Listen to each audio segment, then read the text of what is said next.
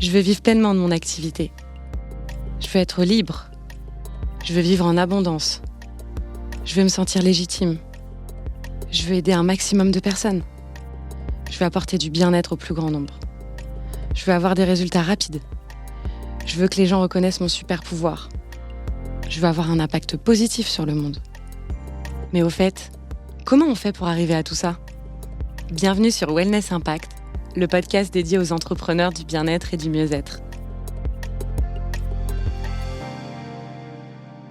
Bonjour à tous et à toutes et bienvenue dans ce nouvel épisode de Wellness Impact, le podcast dédié aux entrepreneurs du bien-être et du mieux-être. Alors aujourd'hui, je voudrais vous parler d'un sujet qui me tient particulièrement à cœur, la résilience dans l'entrepreneuriat. La résilience est un mot que l'on entend parfois en mode « il faut faire preuve de résilience ». Mais de quoi s'agit-il exactement ? Comment ça marche ? Est-ce inné ? Alors sache que la résilience est une force que tu as en toi. Mais c'est aussi quelque chose qui se travaille. Je dirais même que c'est quelque chose qui se décide. Je vais te raconter l'histoire de vie d'une entrepreneure dans le bien-être qui est assez célèbre. Gabrielle Bernstein est une auteure et entrepreneure américaine qui a créé une entreprise dans le domaine du bien-être. Après avoir connu des périodes difficiles de toxicomanie et de dépression, Gabrielle a commencé à pratiquer la méditation et à s'intéresser à la spiritualité. Elle a commencé à donner des conférences sur ces sujets et a publié d'ailleurs plusieurs livres. En 2016, elle rencontre un premier échec. Une application de méditation appelée Miracles Now, qui n'a pas connu le succès espéré. Elle connaît des difficultés financières, ce qui la pousse à déménager dans un appartement plus petit. Malgré ces difficultés, Gabrielle a persisté dans sa carrière d'entrepreneur dans le bien-être. Elle se lance finalement dans la création d'une entreprise de coaching en ligne appelée herfuture.com, qui propose des cours en ligne sur la méditation, la guérison émotionnelle et la croissance personnelle. Aujourd'hui, Gabrielle Bernstein est une entrepreneure à succès dans le domaine du bien-être. Elle a publié plusieurs livres à succès, dont The Universe Has Your Back et Super Attractor, et a été présentée dans de nombreux médias, notamment dans Oprah Winfrey, Super Soul Sunday. Son entreprise de coaching en ligne continue de prospérer, aidant des milliers de personnes à trouver la paix intérieure et la croissance personnelle. Pour ma part aussi, j'ai dû faire preuve de résilience à plusieurs moments dans ma carrière d'entrepreneur. J'en parle dans mes épisodes hors série que vous pourrez aller écouter si vous le désirez. Alors je vais simplement vous parler de la plus grosse résilience dont j'ai dû faire preuve dans ma carrière. Elle se nomme le CPF et le Mexique. Bizarre. Alors je vous raconte. J'étais en vacances au bout du monde, donc au Mexique, lorsque cette difficile épreuve est arrivée. Je regarde mes mails et je vois un mail de l'administration française me demander des dizaines de pièces explicatives prouvant que l'organisme de formation que je dirige est bien en règle. J'avais peu de temps pour le réaliser, mais je décide de travailler pendant ces vacances. Alors j'avais de la chance, une amie avait amené son ordi. Et je décide de tout mettre en œuvre et de tout mettre surtout en pause sur les activités d'accompagnement en attendant de régler cette situation désastreuse. À ce moment-là, je vois le monde s'écrouler. Je vous jure, je passe par 1000 émotions. Je vois même Coplény s'arrêter. Je passe 1000 coups de fil. Je m'entoure d'avocats, etc. Parce que je savais pertinemment que nous faisions un travail de qualité. Il me restait seulement quelques jours avant de rentrer. J'avais donc 2 choix. Soit faire preuve de résilience, soit continuer d'avancer sur ce dossier en vacances. J'ai choisi la première option, vous vous en doutez. D'ailleurs, la situation ne s'est pas réglée tout de suite une fois réglée en France, mais j'ai continué d'y croire et de me battre pour que tout rentre dans l'ordre. J'avais même préparé un nouveau business plan, un plan B, au cas où le CPF ne nous soit pas rendu.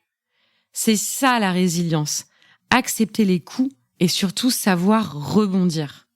Tu te demandes pourquoi je te raconte ces histoires ? Parce que ce sont des exemples de persévérance et de résilience face aux obstacles de l'entrepreneuriat. Tout n'est pas rose. Commençons par le commencement. D'où vient ce terme et de quoi s'agit-il ? À l'origine, la résilience est un terme physique qui désigne la capacité d'un matériau à résister au choc. Son champ sémantique s'est étendu au domaine psychologique. Le concept de résilience, ou art de naviguer entre les torrents, a été introduit en France par le neuropsychiatre Boris Cyrulnik. La résilience représente la capacité et les aptitudes d'un individu à surmonter les situations génératrices de stress et à vaincre des situations traumatiques. Tu te demandes peut-être qu'est-ce que la résilience ?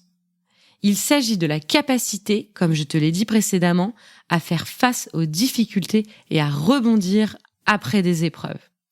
Dans le domaine de l'entrepreneuriat, cette qualité est essentielle pour surmonter les défis, rester motivé et continuer à avancer malgré les obstacles. Les entrepreneurs qui possèdent cette qualité sont capables de garder leur équilibre émotionnel en période de stress, de rester motivés et de persévérer malgré les obstacles. En tant qu'entrepreneur dans le domaine du bien-être ou du mieux-être, vous savez probablement déjà à quel point il peut être difficile de faire face aux défis spécifiques de votre secteur d'activité. Le parcours est semé d'embûches. Peut-être que vous avez des difficultés à trouver des clients, que vous vous sentez isolé dans votre travail, ou que vous rencontrez des difficultés financières, voire même de la reconnaissance des pratiques qui provoquent de la méfiance de certains et donc la justification permanente que ce que vous faites a vraiment un impact. Tous ces obstacles peuvent sembler insurmontables, mais c'est là que la résilience entre en jeu. Je fais quoi maintenant pour la développer ? Tout d'abord, il est important de comprendre que cette qualité ne se développe pas du jour au lendemain. C'est une qualité qui s'acquiert avec le temps et avec l'expérience. Il est donc important d'accepter que vous allez rencontrer des difficultés, oui, c'est certain, mais que vous pouvez les surmonter. Ensuite, il est important de se concentrer sur les solutions plutôt que sur les problèmes. Lorsque vous rencontrez un obstacle, plutôt que de vous focaliser sur la difficulté que cela représente, concentrez-vous sur les actions que vous pouvez mettre en place pour le surmonter.